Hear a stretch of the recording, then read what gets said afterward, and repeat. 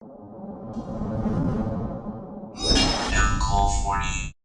is up, YouTube? Uncle40. We have four very interesting deck profiles kind of coming out of the woodwork here between all events and stuff. So the first one we have here is one of my local Gravekeeper players. He's been doing relatively well at locals with this. He said he finally got something down, somewhat semblance of a list for Gravekeepers, and it's pretty good. Also, the man opened up Royal Tribute like it was his job all day, but it's interesting what you can actually accomplish with it. So this is Gravekeepers with a Sky Striker engine. I think that this is probably a little bit different of approach than most from what I've seen. So yeah, let's dig into this. So we have triple copies of Gravekeeper's Commandant, your standard discard search for Necro Valley. Best card really in your deck is Royal Tribute. We have two copies of Gravekeeper's Headman, triple copies of Heretic. My only downside to this is it is unaffected while Necro Valley is on the field. I mean, it's good, but like it doesn't get big enough for certain situations. For what you really would want. Like, the power boost would be great for Necro Valley to have up on this. And then we have triple copies of Spiritualist, being able to perform that fusion summon to get your big, bad, cool Spiritualist on the field. Yeah, but I still find this card to be okay at times. Two copies of Lower Darkness for turbo ability. I mean, if you have to discard certain ones to go search, it's still turbos. We have triple copies of Hidden Temples because soft locking your opponent is pretty good. We have triple copies of Into the Void for more draw power.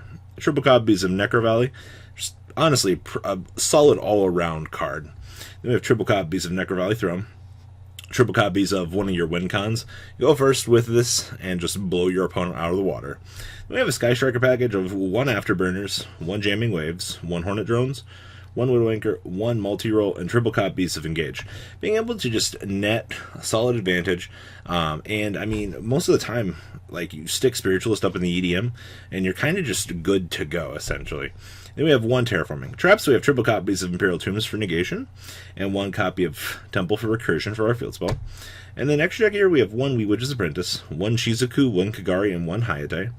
One copy of Link Karibo, one Unicorn, one Boral Sword, one Crystal Wing, one copy of Starving Venom, one Violet Chimera, and one Dragostapelia, with one Mudragon, triple Spiritualist. Side deck here we have 2 Eater of Millions, triple Super Polymerization, triple Twin Twister, 2 copies of Gozen Match, 2 Imperial Iron Wall, and triple copies of Waking the Dragon. Punish your opponent for taking out your back row.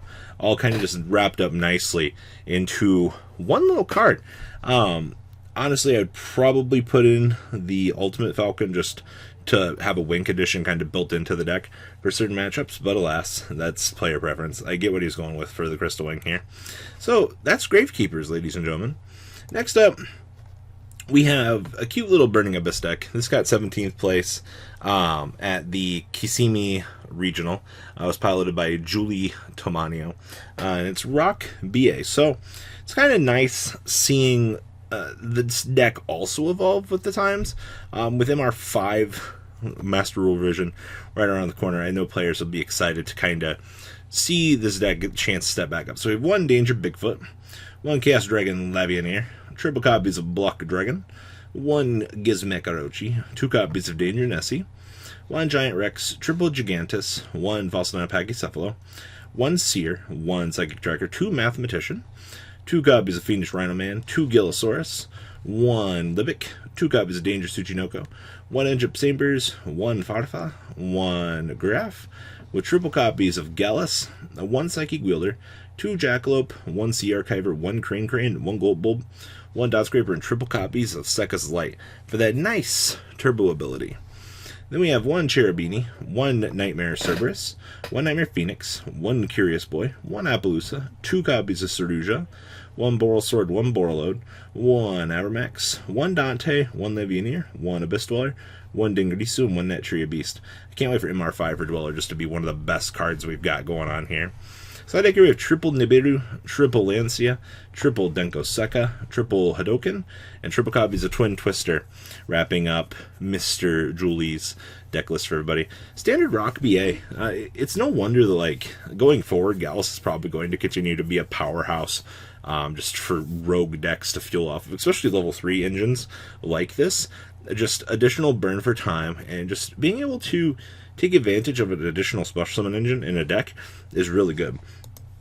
Now, next up, we have Nick Madalva's list. Now, this list took me back for a second. I was like, wait a minute here.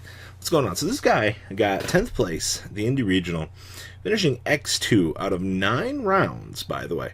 So, no impressive feat, by the way, to endure and play through such a heavy number of players and just being able to accomplish something.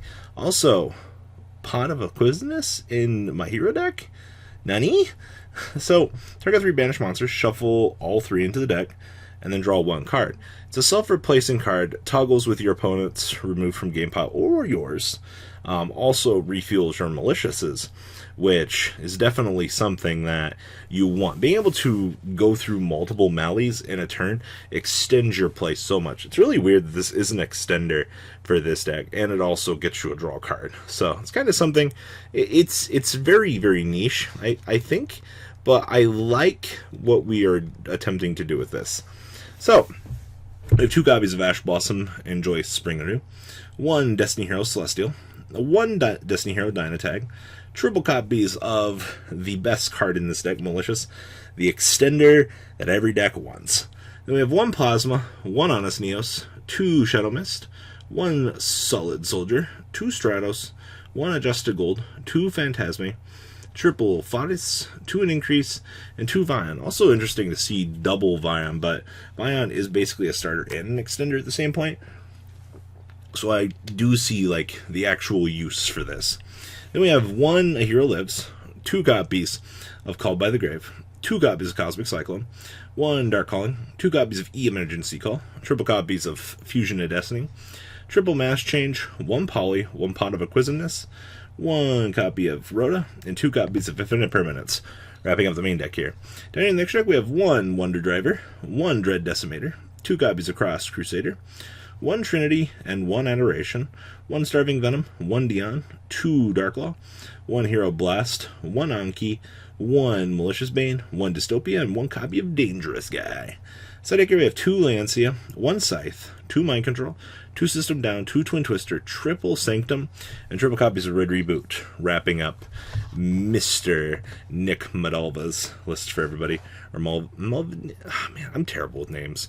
But good job, Nick, finishing 10th place at Indy. Like, Indy was huge, man. I saw so many friendly faces at that event. And it's actually, everybody was like, oh, it's literally 4 days before Christmas. Let's come on out for this event. And it was not bad at all, actually. And then the last list I have here is 60 card dangers, by the way.